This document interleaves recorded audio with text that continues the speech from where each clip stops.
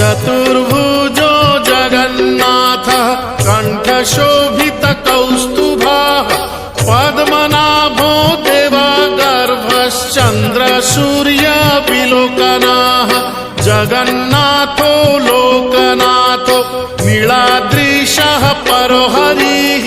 दीनबन्धुर्दया सिन्धुः कृपालुः जनरक्षकः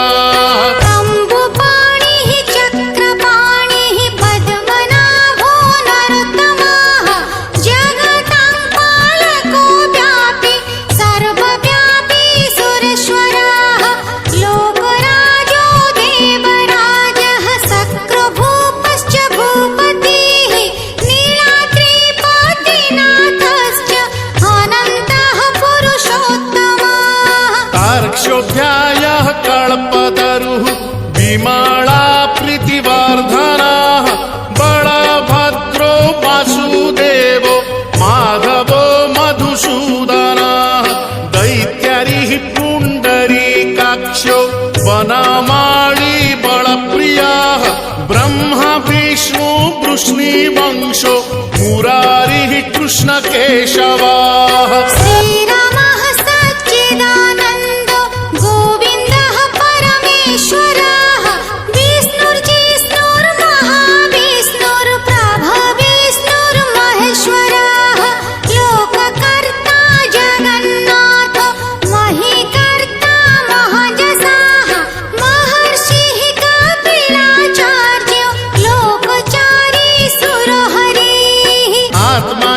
जीवपालश्च शूरः संसारपालकः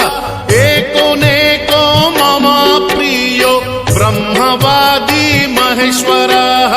द्विभुजश्च चतुर्बाहुः शतबाहुः सहस्रकाः पद्मपत्र विशालाक्षः पद्मगर्भ परो हरिः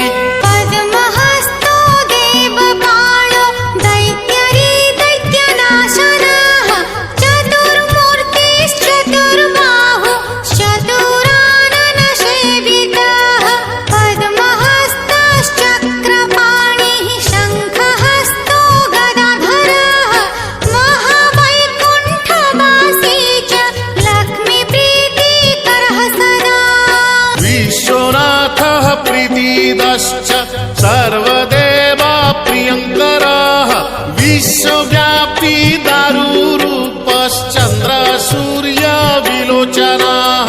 गुप्तगन्धोपलब्धिश्च तुलसी प्रीतिवर्धनः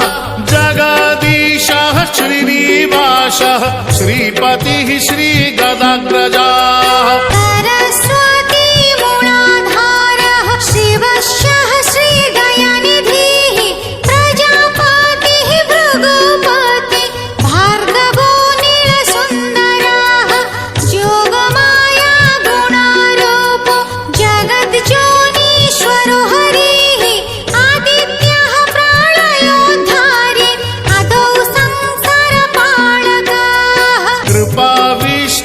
पद्मपाणि रमूर्तिर्जगदाश्रयः पद्मनाभो निराकारः निर्लिप्तः पुरुषोत्तमः कृपाकारः जगद्व्यापी श्रीकरः शङ्खशोभितः समुद्रकोटिगम्भीरो देवता प्रीतिदः सदा।